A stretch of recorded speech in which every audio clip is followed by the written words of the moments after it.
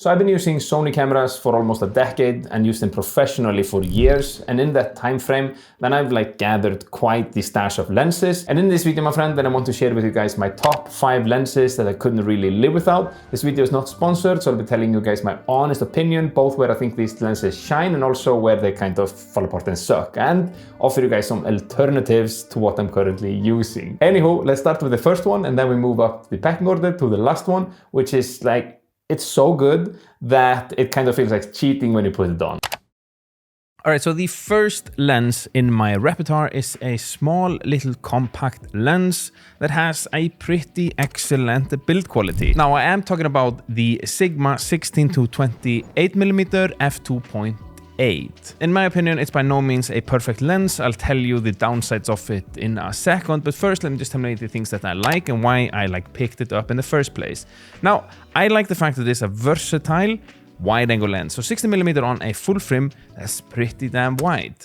And not wide, if I were better in English, you know. But the fact that I can also punch it into 28, I do appreciate that a whole lot. My style of shooting, whether it's photography or filmmaking, it's a whole lot of run and gun environment. So I'm constantly on the move, and I really just appreciate zoom lenses a ton for that, but I don't only carry with me zoom lenses. You'll see my primes in a second that I use. But good thing with this is that the autofocus, it's fast and accurate. And I also think that Sigma does a fantastic job with the autofocus on a Sony camera, at least. I haven't tried it on the different cameras, but I mean, I honestly, if you give me a G Master and a Sigma, and I also see that the microphone is just getting higher and higher in my face. I have a counterweight here. This is a little bit awkward now.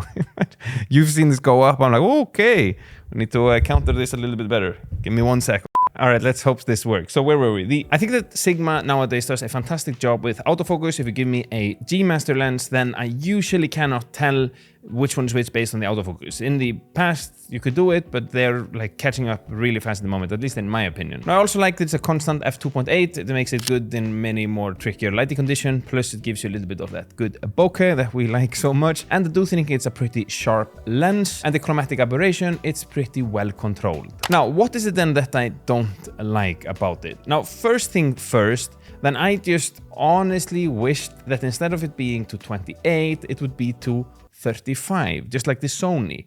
That just makes it more versatile, and you can have a 35mm as well instead of just this awkward 28mm stop. Now, of course, there is a big price difference between this and the Sony, especially the GM2, so that's probably also a big reason for it. This one is incredibly affordable, and that's why I got it. It doesn't cost that much, depending on what you can do. But if it were to 35, that would be so good. There is one more thing also. In photography, there is quite some barrel distortion and vignetting, and you need correction profiles. I think also at 60mm, there is quite a little distortion at the edges, but that's usually the case with, with so wide lenses. Overall, I enjoy it. It doesn't take up that much space in my backpack, and it comes with me fairly often, and it's kind of my go-to ultra wide angle and a vlog lens when I'm out and about.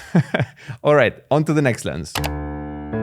So my next lens is currently my go-to talking to head shot lens. A lot of dun dun dun dun, and it's incredibly good for that. Plus, I do like it for wide-angle photography as well. It's a prime lens, and it's the one that sits on my camera right now. I'm of course talking about the Sony 20mm f1.8. This lens, love is a strong word. I've said it before that you sometimes say, oh, I love this, I love that, I love this lens. It's just a material thing. I love my kids, but I do like this lens a ton. Whether it is for filming, especially here in the studio, I said main talking to head lens, it enables me to get this wide angle look while still offering f1.8, so I can get close. It lets in a lot of light, it's sharp, it looks great. If you're thinking, why is it not that sharp right now? It's because I have I have a mist filter on, so I take it off here for you. This right here is how sharp it is in real life. It's so sharp that I thought hey, it would be pretty cool if you just get a little mist filter on there, so it's not as digital. Take away a little bit of the digital edge, And when it comes to photos, in my opinion, it's also an absolute killer because it's quite small. I think I wrote down here that it's only 373 grams. What is that in American terms? I have no idea, but I could write it here. If you guys, press the like button. I do it anyways, but press it, please. And then one more thing I appreciate a ton is that the chromatic aberration, it's kind of next to 0. So all in all, I appreciate this lens a lot and I do recommend it. So the next lens that I personally kind of cannot function without, it's a lens that is incredibly versatile. It honestly sits on my camera like I would say 73 or 78% of the times.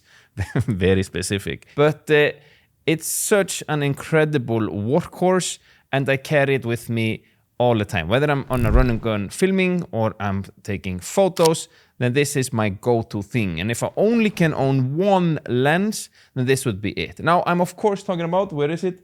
This lens right here, the Sigma 24 to 70mm f2.8. Now I do have, this is not mine, but I have lended, do you say that? I've borrowed, Sony borrowed this one to me. This is the G Master 24 to 70 Mark II. Now this is an absolute beauty. I have not tested them side by side. I feel like this is a little bit lighter because this is quite heavy. I think it comes in at like a little bit over a kilo, so 1,000 grams plus.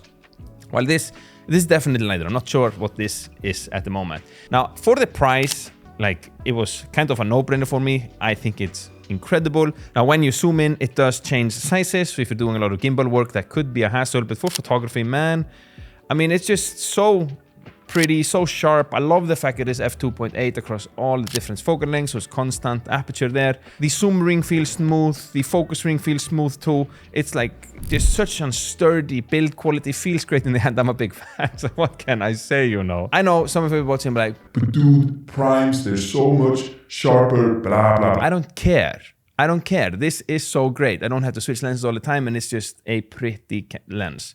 I do appreciate it a ton. Is it perfect? Probably not. Nothing is. Now, if there's one thing that I have to say, like this bad about it, then like maybe the only thing that I can personally find is that it is a little bit more on the heavy side of the spectrum. So if you don't want to carry like a ton with you, then you might take a look at the G Master 2 here. It's more expensive. This one is gonna cost you less. But if that is like something that you think about, then maybe it could be bad, but it also will make you stronger. And all of these, here, you're gonna get some huge bicep, and that's a plus. So maybe the heaviness is just a plusness, you understand? So the next lens that I use a ton is by far one of my favorites, specifically for two different types of work.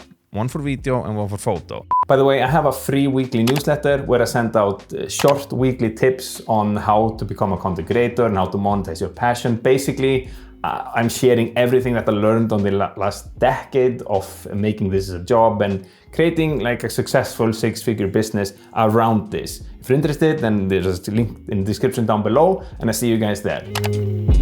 Alright, so the fourth lens that I use a ton is sometimes referred to as the ultimate lens for portrait photography, and it's this lens right here that sits on my B camera when I'm filming. And I think also some of you might now already know what I'm talking about, because it's an excellent lens for both professionals and amateur photographers and even videographers, at least if you ask me. Now, I'm of course talking about the Sigma 85mm f1.4. This is such a beautiful lens when it comes to portraits, but I don't only use it for portrait photography. Now, the 85mm look is known for being this like one of the most flattering for the faces because the compression is just perfect for the human features. But in my opinion, the 85 is also a great lens when it comes to landscape photography, which is where I find my heart at, out in the nature, taking photos. And it's just so pretty there. You get this beautiful, perfectly compression, and I love it there. Even for street photography, it's so nice. It's hard to beat, at least in my opinion. Now, what I love about the Sigma 85mm is that it's razor sharp. It's so sharp that you can cut yourself. That's such a lame joke. I'll see myself out. But the bokeh it produces is just beautiful, and the overall image quality, whether you're filming videos or taking photos with it, is just fantastic. I have really little things to say about it other than the build quality also nice. It's a little bit heavy. I think I wrote down here it's 625 grams So what does it say you? Is it half a kilo? Little bit more than half a kilo? Maybe you Americans is like, kilo? Why do you use that? Because it makes more sense. Also meters, feet. Everybody have different feet sizes. Silly. So maybe it's a little bit on the like fatter end of the spectrum, and I don't carry it with me all the time, but I use it a ton as my B camera when I'm filming here in the studio. Love it there. It's such a good contrast to the 20mm that I have here. So as you can see, it complements each other well. You have this wide angle look here, and then I have these more punched in over there. Very nice or more compact, like compressed look. Like it a ton. But other than that, love it, like it a ton. Do recommend it. One more thing real quick. I'm about to create a community for photographers. Basically, my aim is to create a space where we can come together, talk to each other, learn from each other, have a good time, and get inspired. This is something that I'm incredibly excited about. And if you are interested, then you can join the waiting list down below. If you're watching this in the future and the community is already live and thriving, then in the description down below, you can find more information about that. All right, my friends, the last lens, it's absolutely insane. So the last lens is a piece of equipment that, like, it's so good. That's why I saved it to the last. It's by far one of my all-time favorite that I've ever tried. I don't use it enough, but it is great. Like, it's also expensive. And it, like, I remember when I bought it, I had to think about it for a really long time. First, making the decision before I even went to the store, and then looking at it and being like, should I do it? And then I went for it, and I haven't regretted that at all.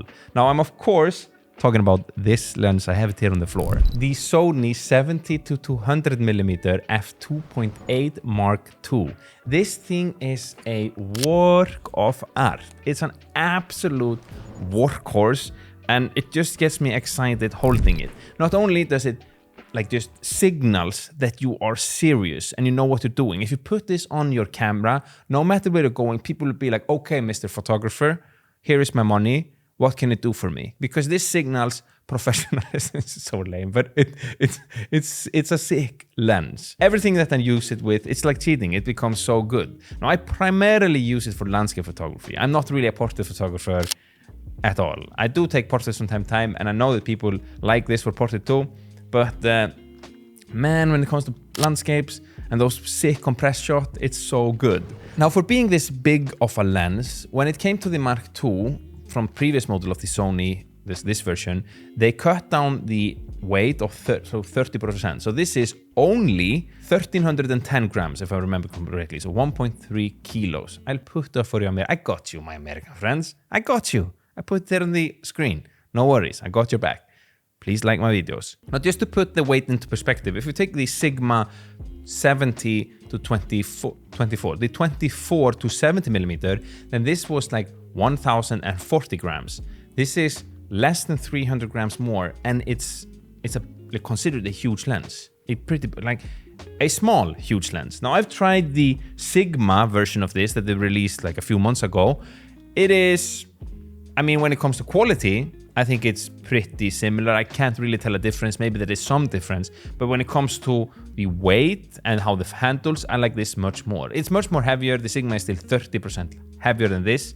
So I like this because I know that I was doing like some jokes of be strong, and I do kind of like dig that, but it's also when you have so many lenses and so much gear with me all the time, then every little percent that I can save, it's gonna matter in the end, because my backpack, it's heavy as fuck. Like almost all the time, it's way too much things in it, and I'm totally guilty of it all the time that I like I'm like, gonna take this lens, and then I only use the 24 to 70, you know, but you don't know. So I'm like, I'm gonna take this one too, and then this one. So everywhere I can save myself a little bit of weight, I can do that. But all in all, the image quality on this and how it handles different situations, I had it in freezing cold temperatures, and it's like, it works flawlessly. Very, very much like it, and it's been like, I'm considering this kind of like an investment, you know. I know it's not gonna go up in price, but the work I've been able to do has been so good, plus just the enjoyment too of using it. I'm a huge fan. So what camera do you then need to equip with all of these lenses that we just talked about? Well, watch this video next to find out what's, in my opinion, the best first Sony camera to buy in this day and age.